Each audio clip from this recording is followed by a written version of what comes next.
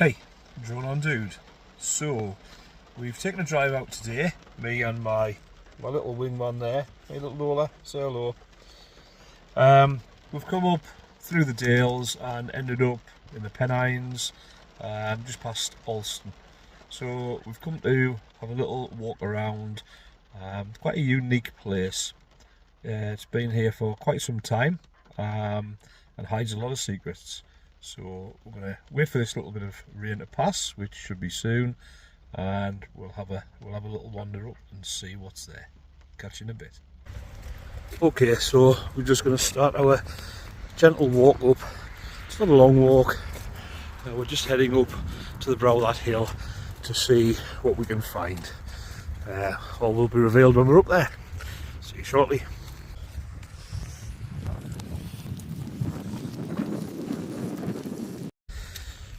Whew.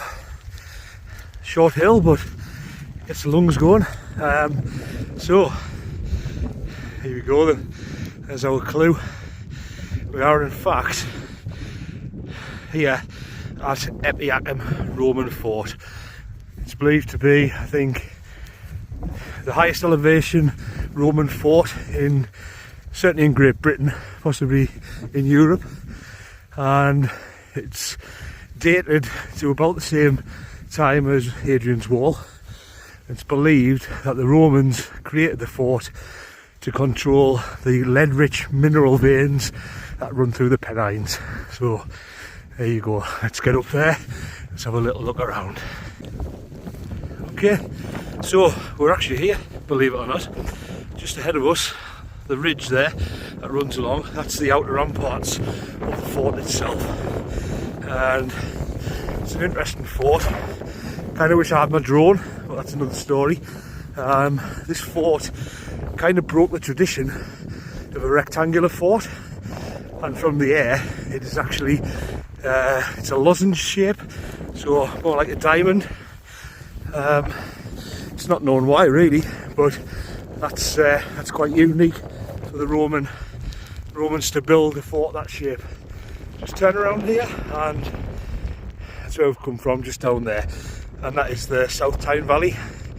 So the South Tyne Valley Railway runs down through the bottom there. Again, interesting little area, but we're here to see the fort. Onwards.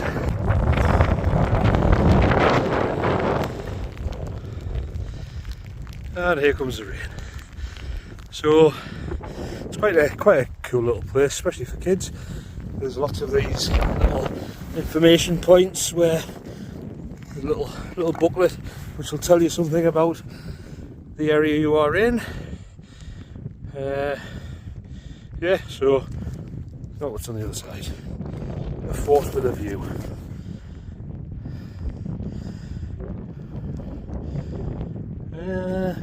Right, okay. I won't spoil that for you.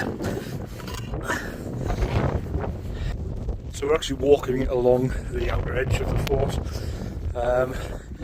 It's called Epiacum, but it's also known as Whitley Castle. And it's on farmland. There's the working farm down there. So dogs must be on the lead. So yeah, quite an interesting place. We've just gone round up here. If you look at the shape of that wall up ahead, that's actually the old defences or the ramparts of the original fort, and it's some of the best preserved evidence of those anywhere in Europe. So again, just continue our walk around the perimeter, see what else we find. Okay, so there's a little bit of a better view of the ramparts. They continue around this back end. It would have been quite a tall wall where we're standing. What's really cool to think, use your imagination, or use your eyesight even, that what we're seeing here is the exact same view that the Romans would have seen 2,000 years ago. Probably that ominous looking black cloud as well. I can imagine it must have been a bit shell shock coming all the way from Rome or wherever they came from to our northern climate, but they had their reasons. What do you think, Lola? Pretty cool, eh? So again, just coming around the top edge of the fort, and you can see even more evidence of the ramparts. Interestingly, up over those hills, probably a couple of years ago, I did a hike from top of Hartside, walked up into those hills and came across the remains of an old de Havilland Venom aircraft that had come down, a military aircraft that came down I think in the 1960s. So yeah, over there somewhere. Some interested sheep there. No food, I'm sorry, not today.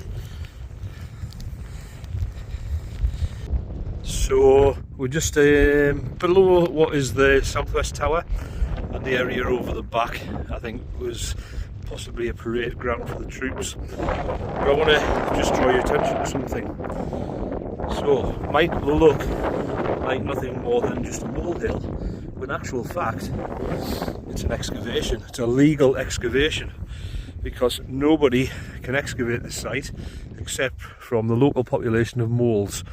And once a year they I guess it's maybe people from the university, whoever, will come up and they will collect the molehills, they will sift them, and they'll uncover all sorts of little secrets, pottery, bits of jewellery, that sort of thing, that tell them, you know, a little bit more information about the Romans and what they were doing here.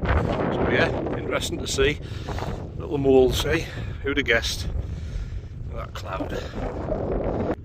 Okay, so rain's starting again, and we've pretty much come all the way around the outer wall, and we're actually stood pretty much dead centre in the fort. So just a quick pan round so you can see. I'll try and get, I can somehow find an aerial shot of it so you can get an idea of the size and shape of it. But yeah, Epiacum.